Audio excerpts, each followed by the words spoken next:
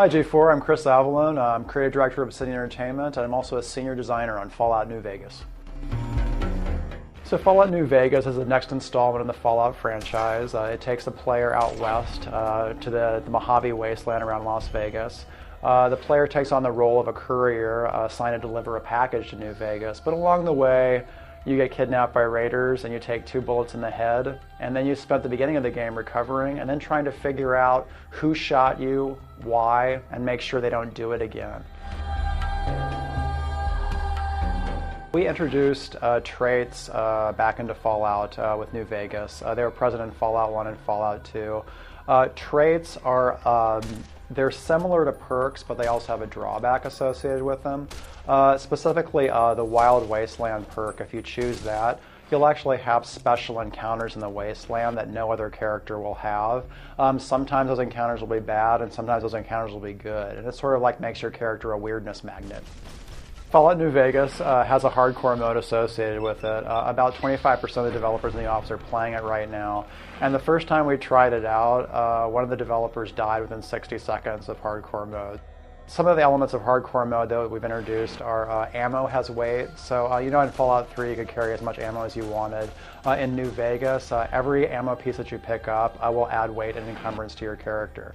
Also, stim packs, they don't heal instantly like they did in Fallout 3 in hardcore mode. They actually take time to heal. So if you're in combat with a creature, you can't just pop up in your Pip-Boy, instantly heal, and then you're back to ready to fighting condition. You've got that panic moment where you're like, I've got to survive for a few more seconds till this healing actually kicks in. There's a few skill boost items that are present in New Vegas. We have all the skill books that are present in Fallout 3. We just don't have as many of them. What we have complementing them are skill magazines. What they'll do is they'll give you a temporary boost for a limited period of time. Because when you pop up in a magazine, it's kind of like a little refresher course on the skill. There's a perk you can take, I believe it's called Retention, which will actually increase the duration of that skill magazine boost. Traits in New Vegas are sort of a way to sort of personalize your character more. As much as perks always give you an advantage, traits give you an advantage but a drawback associated with that. So you're like, you know what, if I do want to be a social character and I do want to have all as many speech options and barter options, I'm going to choose good-natured at the cost of like the degradation of my weapon skills. Like I won't be as good with guns or melee weapons or whatever, but for things like speech and barter, for a character that I want to play like that, good-natured is a good trait to take, for example.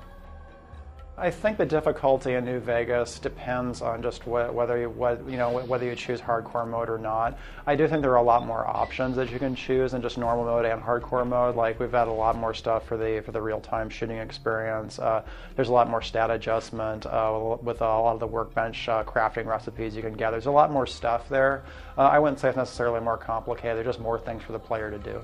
If you've played Fallout 3 and you play New Vegas, you are going to experience about the comparable amount of gameplay hours that you can put into it. One element that we do have in New Vegas is because of all the faction allegiances you have, there are different branches you can take down the critical path of the storyline. There isn't like one core spine critical path you follow through. So not only can you play the game once like you could in Fallout 3, but you can go back and replay it and choose different faction allegiances and see how that plays out. So for the replayability, that adds even more hours to it.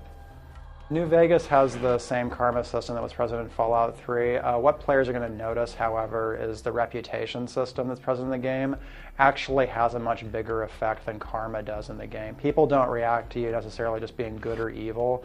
They're actually more reacting to whether you've been good or evil with regards to where their factions, what their faction's standing is in the environment. So like if you kill a lot of their soldiers, they'll perceive you as bad, while another faction or power group that may cause a good reputation with them. So it's a lot more depending on their perspective versus your actual inner soul, good or evil. There's two things that I guess I'd like to call about New Vegas. We have a lot of focus on the actual secondary locations that you explore in the environment. There's a lot of love and detail that went into those locations, which a lot of the developers are experiencing now while they're playing through the game. So please feel free to explore. Check out areas that don't seem like critical path, because you're going to find a lot of cool stuff out there, just like you did in Fallout 3. The other thing I wanted to say is that one of the things I really like about how the New Vegas storyline is set up is that there's no one big bad guy present in the game. Depending on how your character feels about the faction politics, or whether your character disagrees with the faction politics entirely and believes in carving his own path, you actually determine who your bad guy is and how you want to resolve that situation. So as much as the world is sort of open world exploration, the storyline lends itself to that as well, and I think that's one of the strengths of the title. The narrative in New Vegas, we try to make sure we incorporate the actual game mechanics into the storyline. So the reputations you get with various factions in the game, that actually has an impact on how the storyline plays out, and what areas are available, what quest lines are available. It's kind of one of our big principles at Obsidian, and we want to make sure the story is not divorced from the actual gameplay or game systems. So the reputation mechanic is a way of saying, you know what, depending on how you make a choice with the story over here, you can see the repercussions over here, and then play around with that mechanic to see how the storyline changes, and we think that's going to be a lot of fun for the player.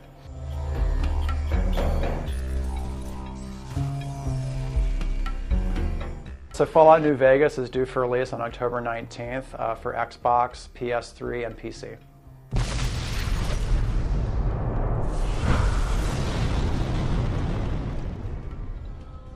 War never changes.